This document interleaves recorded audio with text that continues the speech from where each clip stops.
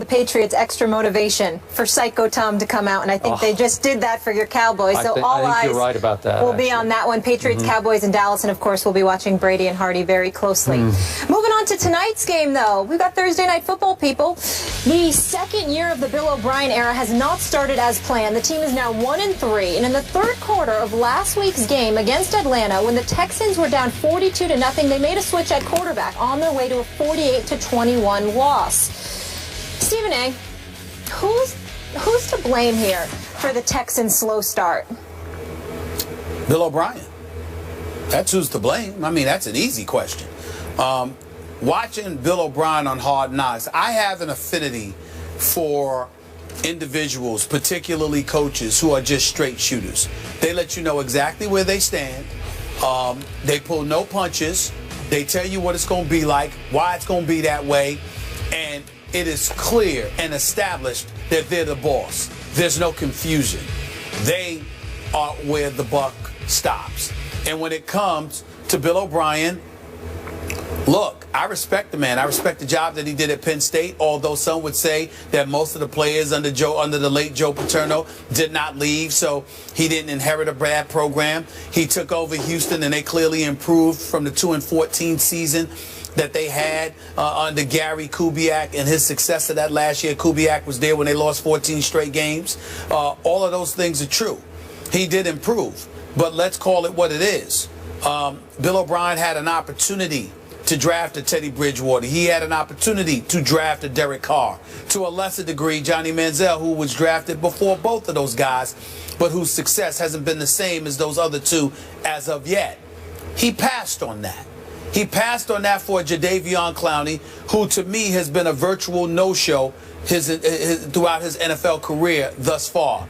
If things don't change for Jadeveon Clowney, he may very well go down as one of the biggest busts as a #1 overall pick in NFL history. I mean, we got to keep an eye on that. I'm talking about along the lines of Jamarcus Russell, for crying out loud, because we are getting absolutely positively nothing But he was from injured, Jadeveon. Stephen A., to be fair.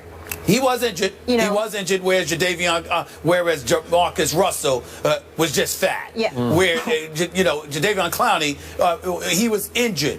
But the point that I'm trying to make is that, well, you know what? There was some questions about him coming out of South Carolina, not just about his zest to play the game, but about whether or not, injuries was something that he was worried about and stuff like that. Well, if you have those questions, his talent jumped off the screen. There was no doubt about that. But the flip side to it is that on the NFL level, when somebody is questioning your zest to play the game of football, you've got a problem. Well, Bill O'Brien and those boys, Rick Smith and those boys, elected to go in that direction. Fair enough, because his talent spoke to that. But the quarterback position is the most important position on a football field. And evidently it did not appear to be that way with a Bill O'Brien and Rick Smith. So when I look at it from that perspective and I see the trouble that they're having, it's raising red flags. Because even though their defense can be considerably better, the fact of the matter is their offense has been the problem. Their offense was the problem when Matt Schaub was there. Even when he was throwing 400,000 yards plus, when he got to the postseason, he looked like a deer in headlights. And then now, since he's been gone, you can't find anybody that can look halfway decent in the regular season. I mean, you got people that want to crown Ryan Fitzpatrick as the second coming because of how respectable he made them look last year. So clearly your quarterback position is a problem. And I just look at it from the perspective that if you're Bill O'Brien, a lot of fire and brimstone. I certainly don't question his football acumen, but right now he's falling along the lines of all the other coaches that came from Bill Belichick. The Romeo Crennels, the Charlie Weisses. I love both of them, but their careers have not been that successful as head coaches. And now you've got him and, of course, Josh McDaniel. I mean, New England coaches that became head coaches don't have the greatest record. Eric Mangini did relatively decent in New York, but he didn't last long. And now we see the problems they're having defensively in San Francisco. And we know how much we both respect Eric Mangini. I'm just saying that when you look at coaches that came out of Bill Belichick's system and ultimately landed themselves head coaching jobs, none of them seem to be on the level of Bill Belichick. None of them. And Bill O'Brien's the latest. I hope he turns it around because I like him. But It's not that impressive thus far. I'm with you. I also like Bill O'Brien. But before I get to him and expand on your points, I got to make a quick one about J.J. Watt. I believe the week you took off right before football started, the story broke that NFL.com had ranked the top 100 players in today's pro football. Right. And J.J. Watt was ranked number 1, the most valuable player in all of pro football, regardless of position, quarterback, running backs, receivers, J.J. Watt. And That's my ridiculous. response that day was, J.J. Watt? J.J. Watt? Seriously. So now I ask again the same question I asked back in August. How can a defense that was behind 42-0 at Atlanta last Sunday feature the best player in pro football? How can J.J. Watt now be part of a team that over the last 2 years and now these 4 games of this year is 12-24? Is that the MVP of the league? What is he doing to lift that team above 12-24? I don't know. I admire him greatly at his position. You know, as an inside pass rusher, you'd have to say he's the best, but the most valuable player in pro football, I don't think he'd be in my top 10. He's in, seems like at least 10 national TV commercials, God bless him, but it seems like he's being overrated as that guy who can do that for that team. Now back to the preseason, in which week after week I watched Hard Knocks featuring J.J. Watt and Bill O'Brien. I enjoyed it. I did too, but I sat right here and I first guessed this. I'm not 20/20 hindsight. I said, my goodness, Bill O'Brien is really getting full of himself. He is really enjoying his breakout star performance on Hard Knocks, maybe to a fault, because he seems more and more self-aware and camera conscious.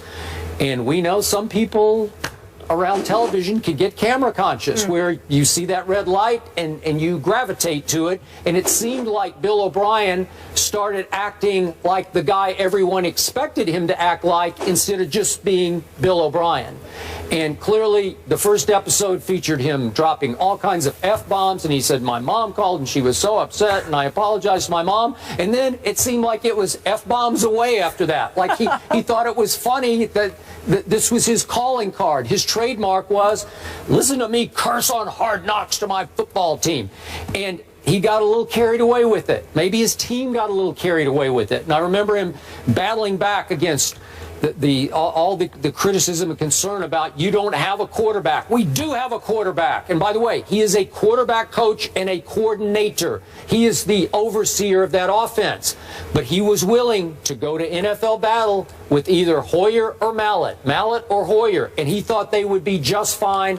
And obviously, we're only 4 games in, but they have not been just fine because he's been playing musical quarterbacks with those two. And when you have 2 quarterbacks, as the old saying goes, you have none. Yeah. I think they basically have none. They don't have a viable option, and so they're going to struggle all year because it's going to be Hoyer, then Mallett, then Mallett, then Hoyer. They don't have a running game. And they don't have a Arian running Foster, game. so that doesn't help. That's a fair point. They haven't had Arian Foster. He tried to play, had one big faux pas last week that resulted in a touchdown.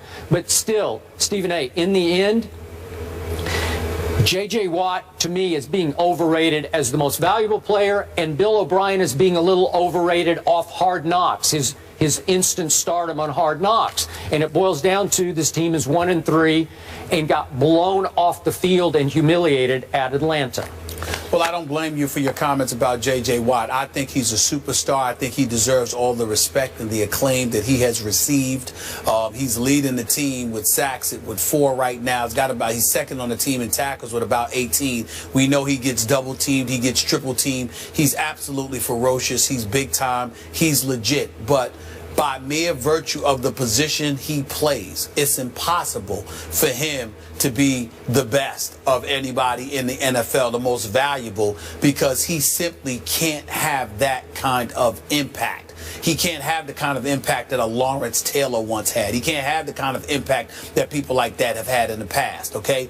And when you look at today's game, there's just no question that when you talk about most valuable player in most instances, it has to be your quarterback. Yep. Because so much of the onus is on their shoulders in terms of the team's success or failure.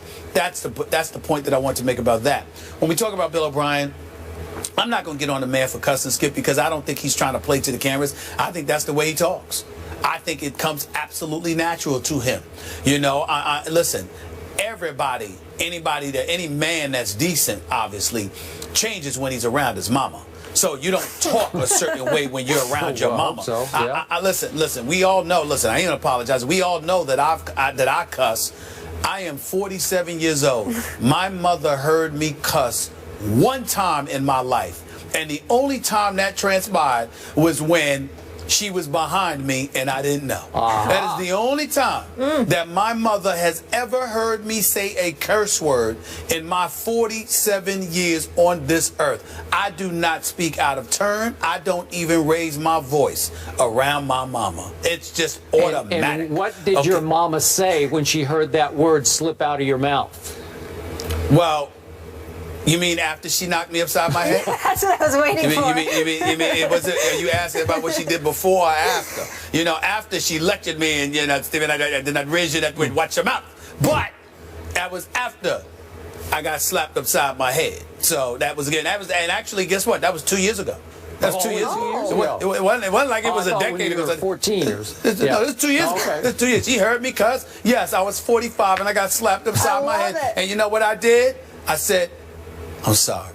Yeah, because she's mama. So, yeah, mama. But away from mama, you know, you're going to do certain things, okay? So that's just the way it goes. Now, when I think about Bill O'Brien, you know, he doesn't need, you know, I don't think he was playing for the cameras. I think that's just who he is, Skip. But I think the indictable offense against him is that he turns out to be like most other coaches. People are forgetting what makes Bill Belichick special.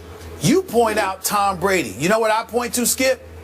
His courage to pick Tom Brady, to bring Tom Brady in there. And when Drew Bledsoe came back and was ready to go, he said, no, we're going to stay with Tom Brady. You got to remember, Tom Brady wasn't Tom Brady at that time. And even the games that he put forth, they weren't spectacular. But Bill Belichick saw something and didn't care about the money Drew Bledsoe, was getting paid, and said, this is who we're going to go with, even though Tom Brady was stellar. And a lot of people felt that Bill Belichick should have made that move. Unfortunately, what we see from Bill O'Brien and as other coaches, they tend to lean towards what they're familiar and comfortable with, understanding that that very thing goes against everything the NFL is supposed to be about. You ain't supposed to be comfortable. You ain't supposed to be secure. It's supposed to be up in the air. You're supposed to wonder, because the game demands that. And the fact that we've got both Hoyer and Mallett on the squad, two former New England Patriots, you know, he's comfortable with them. I believe it's costing him, because he picked dudes he was familiar with, as opposed to going out there and taking a chance on somebody whose potential could potentially be greater, but is also unknown. Last quick point. If Bill O'Brien, who once coached Tom Brady, had Tom Brady right now, they just well could be 4-0. I agree with that. If anyone had Tom Brady. Good news for Bill O'Brien and the Texans may be here. According to our Adam Schefter, Matthew Hasselbeck is expected to start in place of Andrew Luck tonight in Houston. This just in. Up next.